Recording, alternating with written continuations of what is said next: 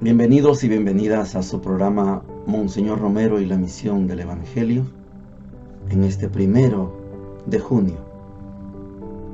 Es el año 2023 y ayer les decía que al respecto de la homilía del 17 de febrero de 1980 tenemos que lamentar que el audio que tenemos en nuestro poder está mutilado. No está completo, tenemos el texto, pero no está buena parte del audio que corresponde a esta homilía del 17 de febrero de 1980.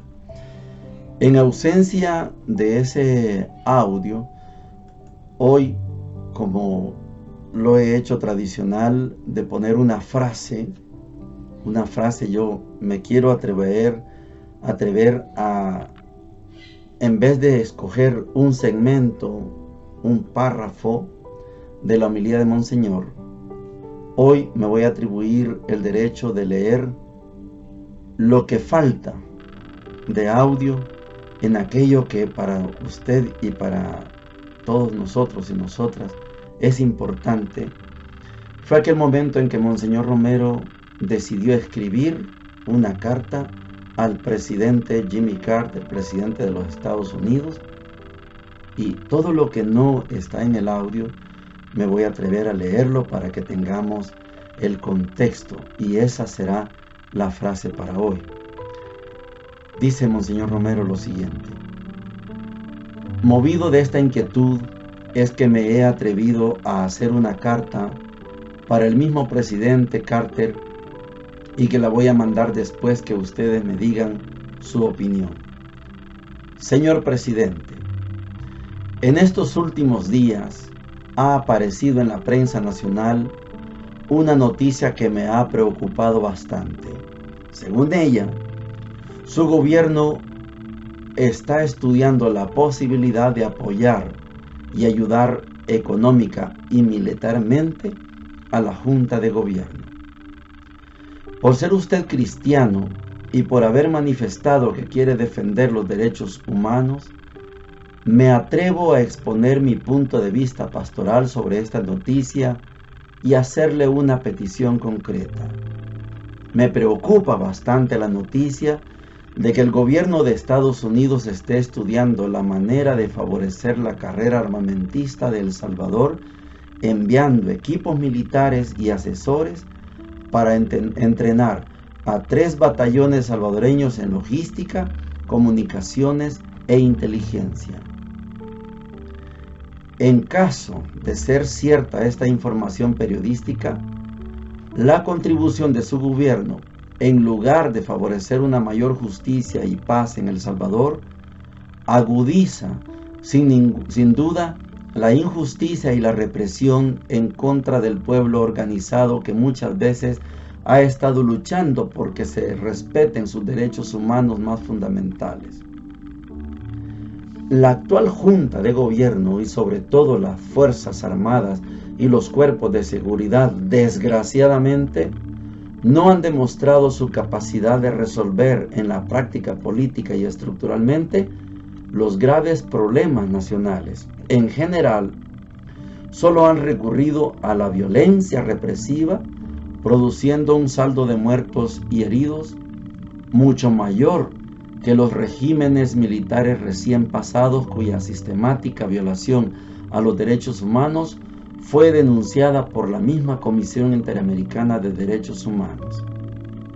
La brutal forma como los cuerpos de seguridad recientemente desalojaron y asesinaron a ocupantes de la sede de la democracia cristiana, a pesar de que la Junta de Gobierno y el partido parece ser no autorizaron dicho operativo, es una evidencia que la Junta y la democracia cristiana no gobiernan el país, sino el poder político está en manos de militares sin escrúpulos que lo único que saben hacer es reprimir al pueblo y favorecer los intereses de la oligarquía salvadoreña.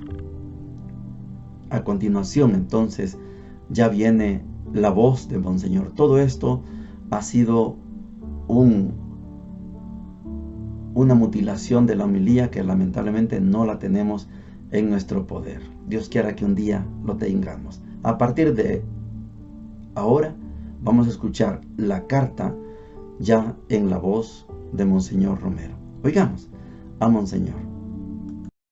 Si es verdad que en noviembre pasado un grupo de 6 americanos estuvo en El Salvador suministrando $200,000 en máscaras de gases y chalecos protectores e instruyendo sobre su manejo contra las manifestaciones, usted mismo debe estar informado que es evidente que a partir de entonces los cuerpos de seguridad, con mayor protección personal y eficacia, han reprimido aún más violentamente al pueblo utilizando armas mortales. Por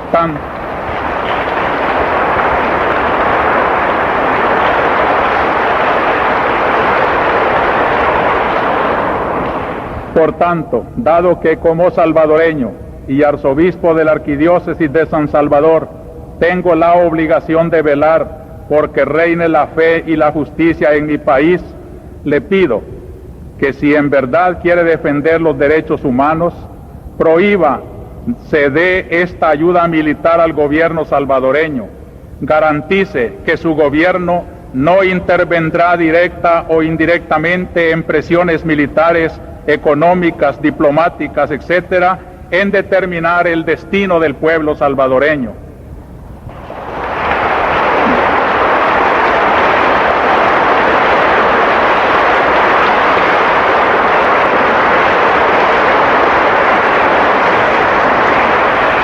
En estos momentos estamos viviendo una grave crisis económico-política en nuestro país, pero es indudable que cada vez más el pueblo es el que se ha ido concientizando y organizando, y con ello ha empezado a capacitarse para ser el gestor y responsable del futuro de El Salvador y el único capaz de superar la crisis.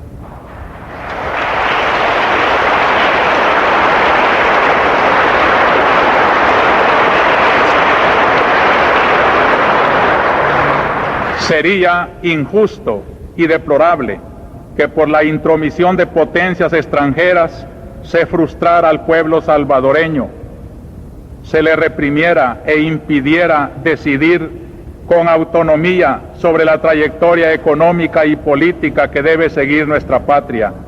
Supondría violar un derecho que los obispos latinoamericanos reunidos en Puebla reconocimos públicamente cuando dijimos: la legítima autodeterminación de nuestros pueblos, que les permite organizarse según su propio genio y la marcha de su historia y cooperar en un nuevo orden internacional.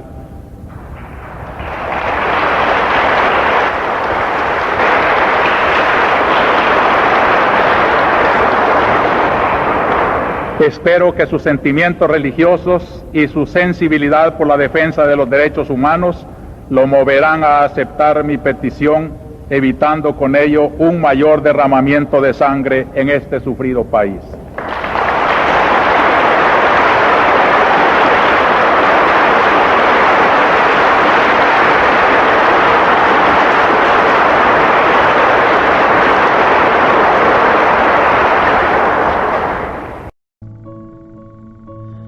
Llegamos a la sección de la palabra de Dios. Es jueves después de Pentecostés, y la iglesia nos lleva en un ritmo de catequesis, y hoy nos presenta la iglesia una fiesta en honor a Jesucristo. La fiesta de hoy se llama Jesucristo Sumo y Eterno Sacerdote. Quiero compartirles que el domingo fue la fiesta de Pentecostés, y podríamos decir que el centro de la fiesta de Pentecostés es el Espíritu Santo. Es una de las 3 divinas personas: el Padre, el Hijo y el Espíritu Santo. El domingo tuvimos la fiesta del Espíritu Santo. Hemos dicho En la versión de Lucas, que es la que más predomina en la mente, quizá en el corazón de muchos cristianos y cristianas, porque no voltean a ver la manifestación del Espíritu Santo en Juan capítulo 20. Pero es la fiesta del Espíritu Santo este domingo que acaba de pasar, fiesta de Pentecostés. Hoy jueves, la iglesia nos enmarca en celebrar a Jesús como sumo y eterno sacerdote. El próximo domingo es la fiesta de la Santísima Trinidad, la fiesta de los tres juntos, el Padre, el Hijo y el Espíritu Santo. Por eso quiero que vayamos a las lecturas y en clave de estudiar a Jesús como sumo y eterno sacerdote, lo vamos, lógicamente, a distanciar del sumo sacerdote del Sanedrín. De esto vamos a hablar el día de hoy en las lecturas. La primera lectura entonces está tomada de la primera carta de San Pablo a los Corintios, capítulo 11, versículos del 23 al 26, y dice lo siguiente: Hermanos, yo he recibido una tradición que procede del Señor y que a mi vez les he transmitido. Que el Señor Jesús, en la noche en que iban a entregarlo, tomó un pan y pronunciando la acción de gracias, lo partió y dijo: Esto es mi cuerpo que se entrega por ustedes. Hagan esto en memoria mía. Lo mismo hizo con el cáliz después de cenar, diciendo: Este cáliz es la nueva alianza sellada con mi sangre. Hagan esto cada vez que lo beban en memoria mía. Por eso, cada vez que comen de este pan y beben del cáliz, proclaman la muerte del Señor hasta que vuelva. Palabra de Dios. Te alabamos, Señor. Yo sé que este programa lo ven y lo escuchan personas que no son católicas. Para un católico y católica es mucho más fácil comprender este lenguaje que describe San Pablo en esta primera carta a los Corintios. Yo he recibido una tradición y se las he compartido, se las he hecho llegar, se las he transmitido. En aquel momento, para nosotros, Jueves Santo, Jesús toma un pan, lo parte y lo comparte, diciendo: esto es mi cuerpo. Toma el cáliz y dice: esta es la nueva alianza. Vamos a ver. Es la fiesta de Cristo Jesucristo como sumo y eterno sacerdote. El sacerdocio en la religión judía, el sacerdocio en el Antiguo Testamento, es un sacerdocio de intercesión y de sacrificio de animales. Vamos a pensar que estamos en el Antiguo Testamento y yo soy un sacerdote del Antiguo Testamento y usted viene y me busca porque quiere que yo interceda por usted. Me dice usted: señor sacerdote, quiero que ruegue a Dios para que me brinde una buena cosecha. Aquí traigo un cabrito. Yo, sacerdote, le digo: con mucho gusto, hermano, vamos a pedirle a Dios que le bendiga su cosecha. Y hay un altar, una mesa, donde yo amarro el cabrito y le corto la garganta, lo degüello, le saco toda la sangre la recojo en un depósito y después yo tomo esa sangre como sacerdote, intercesor entre esa persona que viene a pedir una abundancia de cosecha y el Dios que me escucha a mí porque yo soy sacerdote. Yo tomo de esa sangre y la mitad la rocío en el altar y digo la oración que suele hacer cualquier sacerdote: Señor, escucha la plegaria de este hermano tuyo que viene. Entonces la sangre cae en las brasas que están encendidas en el altar y la sangre se quema y se eleva un humo, y se cree en el Antiguo Testamento que ese humo lleva la oración hasta Dios. La otra mitad de la sangre yo la voy a rociar hacia la persona que me trajo ese cabrito y toda su familia, y yo les unto con la sangre de ese cabrito. Esto es lo tradicional de la religión judía.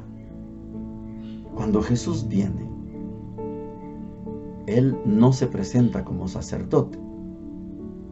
Él se presenta como un hermano, como un compañero, como un amigo. Y entonces Él no se va a poner en el lugar del sacerdote en el templo: quítate vos, voy a ponerme yo, a ver, tráigame los cabritos, yo los voy a degollar. No es ese el trabajo de Jesús.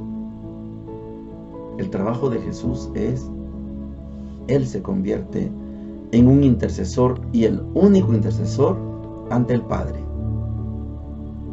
Pero Él no va a sacrificar ningún animal. Él va a dar su sangre. No necesita Él traer un cabrito y cortarle la garganta para que se desangre y después yo voy a... No. Mi sangre, mi cuerpo, es ofrecido como intercesión, como sacrificio único ante el Padre. Por eso cuando a Jesús se le llama sumo y eterno sacerdote, tome en cuenta usted que no solo se le llama sumo sacerdote. Sumo significa el máximo sacerdote. De todos los cientos de sacerdotes que podía haber en el templo, el sumo sacerdote es el mejor sacerdote de todos. Se elegía uno por año. Un tiempo fue Anás, otra vez fue Caifás, sumo sacerdote. Pero nadie fue eterno sacerdote. Por eso la fiesta de hoy es una fiesta de Jesús como sumo, el mejor sacerdote, y eterno sacerdote. No necesitamos que venga otro sacerdote. Él es el eterno sacerdote. Muy bien. El evangelio de hoy está tomado de Lucas, capítulo 9, versículos del 11 al 17, y dice lo siguiente: En aquel tiempo, Jesús se puso a hablar al gentío del reino de Dios y curó a los que lo necesitaban. Caía la tarde y los 12 se le acercaron a decirle: despide a la gente, que vayan a las aldeas y cortijos de alrededor a buscar alojamiento y comida, porque aquí estamos en descampado. Él les contestó: denles ustedes de comer. Ellos replicaron: no tenemos más que 5 panes y 2 peces, a no ser que vayamos a comprar de comer para todo este gentío. Porque eran unos 5,000 hombres. Jesús dijo a sus discípulos: díganles que se sienten en grupos de unos 50. Lo hicieron así, y todos se sentaron. Él, tomando los 5 panes y los 2 peces, alzó la mirada al cielo, pronunció la bendición sobre ellos, los partió y se los dio a los discípulos para que se los sirvieran a la gente. Comieron todos y se saciaron, y recogieron las sobras en 12 canastos. Palabra del Señor. Gloria y honor a ti, Señor Jesús. Lucas, capítulo 9. A esto se le llama la multiplicación de los panes. Ni siquiera se le llama la multiplicación de los panes y los peces. En otras ocasiones hemos explicado que Jesús podía y tenía la capacidad de poder poner sus manos sobre los canastos donde están los panes y los peces.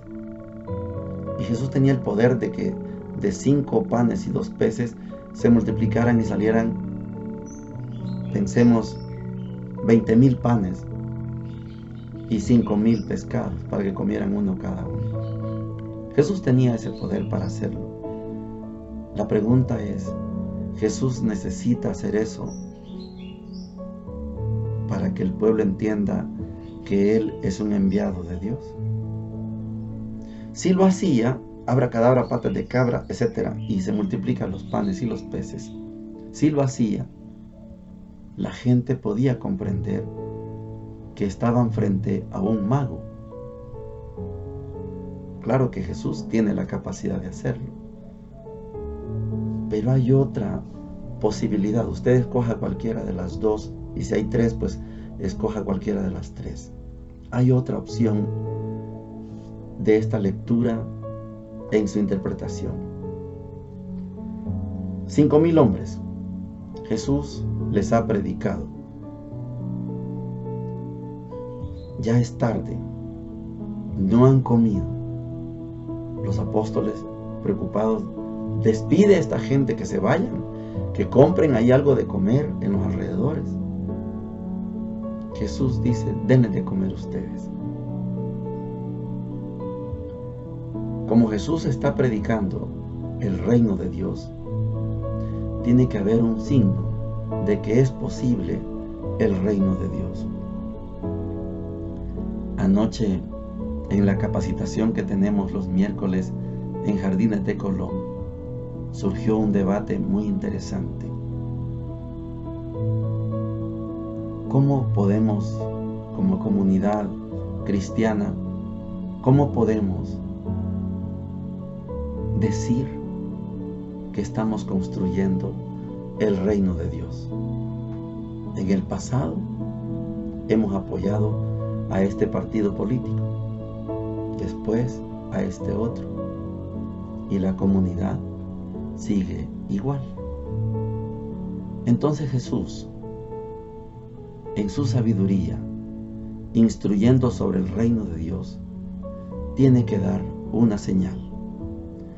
Repito, podría ser, porque es posible, para Dios, para Jesús nada hay imposible.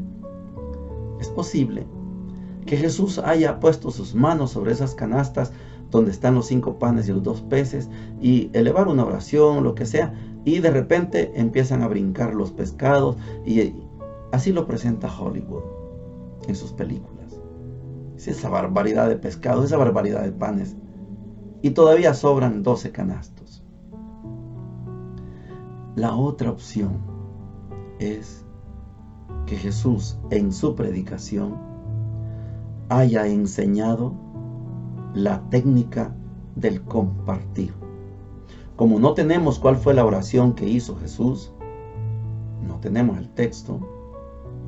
Señor Jesús, haz que de estos 5 panes y estos 2 pescados se surjan 20,000. No tenemos ese texto. Tampoco tenemos el texto de la segunda opción. Señor Jesús, aquí hay 5 panes y 2 peces. Enséñale, Señor, a que cada uno dé lo que tiene para que alcance para todos. No tenemos ese texto, pero tenemos esas 2 opciones.